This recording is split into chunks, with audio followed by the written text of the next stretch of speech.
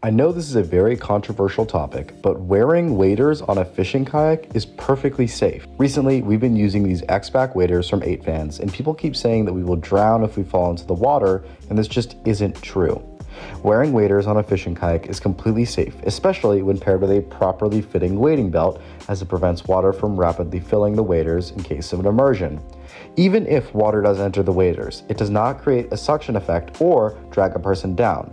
Water inside them has the exact same buoyancy as the surrounding water, which will allow for controlled movement and self-rescue.